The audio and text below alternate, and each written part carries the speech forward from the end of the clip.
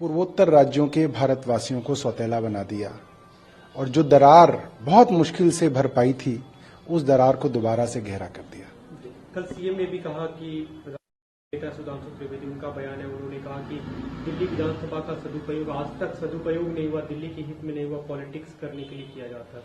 अब देखिए, इससे ये बात भी समझ में आ जाती है कि दिल्ली भाजपा के लोगों ने जब ये कहा कि मणिपुर हमारे लिए कोई मायने नहीं रखता, उनकी सुर में सुर भारतीय जनता पार्टी के राष्ट्रीय प्रवक्ता सुधांशु त्रिवेदी भी मिला रहे हैं।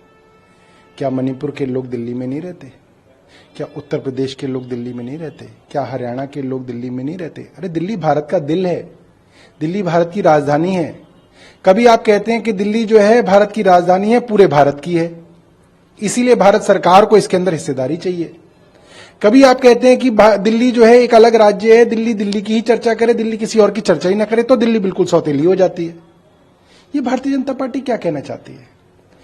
भारत के किसी भी हिस्से के अंदर अगर किसी सैनिक की शहीदी होती है तो सबसे पहले दिल्ली विधानसभा के अंदर शुरू होते ही उसके लिए शोक व्यक्त किया जाता है। भारत के किसी हिस्से के अंदर त्रासदी होती है तो भारत के हर राज्य में और दिल्ली में उसके बारे में चिंता व्यक्त की जाती है। आज मणिपुर के ऊपर भारतीय जनता पार्टी के पास कोई जवाब नहीं है, इसलिए भारतीय जनता पार्टी चर्चा से भाग रही है। आज जो तीसरा जो द्वारका एक्सप्रेसवे पे सीएजी की रिपोर्ट में जिसका जिक्र, उस पर चर्चा होगी। द्वारका एक्सप्रेसवे मुझे लगता है सबकी आंखें खोल देगा। सीएजी की रिपोर्ट है, ये कोई अरविंद केजरीवाल जी नहीं कह रहे हैं, ये कोई आम आदमी पार्टी नहीं कह रही है, केंद्र सरकार का सीएजी कह रहा है। जिस सीएजी की रिपोर्ट पे यूपीए की सरकार हिल गई थी, मंत्रियों के इस्तीफे हो गए थे, वो सीएजी की रिपोर्ट कह रही है कि जो हाईवे 18 करोड़ रुपए प्रति किलोमीटर की लागत से बनना था, वो 250 करोड़ प्रति किलोमीटर की लागत से बना है और दिल्ली का हाईवे है द्वारका का, तो दिल्ली में चर्चा होगी उसके विषय में। हम जानना चाहेंगे केंद्र सरकार से कि किसने इसके अंदर जो है लूटमार की है।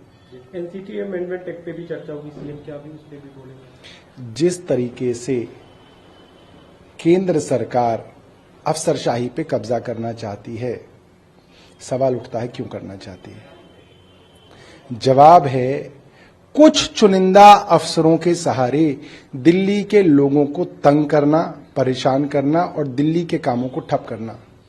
60 साल के ऊपर के बुजुर्ग बेचारे जो अपनी 2500 की पेंशन का पूरे महीने इंतजार करते हैं, उनकी पेंशनों को महीनों तक रोक देना।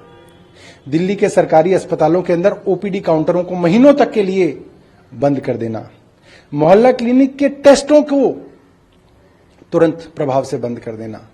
मोहल्ला क्लिनिक के डॉक्टरों को मेहनताना जो मिलता है वो मेहनताना बंद कर देना। ये सारे के सारे षड्यंत्र क्यों किए जा रहे हैं? दिल्ली जल बोर्ड को दिल्ली सरकार का पैसा ना मिले, इसके लिए षड्यंत्र किए जा रहे हैं। दिल्ली जल बोर्ड के काम ठप हो जाएं, अस्पतालों के काम ठप हो जाएं, सीवर पानी के काम ठप हो जाएं, यमुना की सफाई के काम ठप हो जाएं। कौन अफसर कर रहे हैं? वो अफसर कर रहे हैं जो भारतीय जनता पार्टी की केंद्र सरकार के इशारे पे काम कर रहे हैं। और इसीलिए केंद्र सरकार को दिल्ली की अफसरशाही के ऊपर अपना पकड़ चाहिए, ताकि अपने तरीके से, अपने मनमाने अफसरों से दिल्ली के कामों को ठप किया जाए। शरद पवार का एक बयान है, उन्होंने कहा कि कम बैक अगेन, और उन्हें मैं बताना चाहता हूं कि देवेंद्र फडणवीस ने भी यही बोला था, लेकिन उनकी पावर कम हो गई। देखिए, प्रधानमंत्री जी अगले चुनाव तक 73 साल के हो जाएंगे। प्रधानमंत्री जी खुद कहते हैं कि 75 साल में मुझे रिटायर हो जाना चाहिए।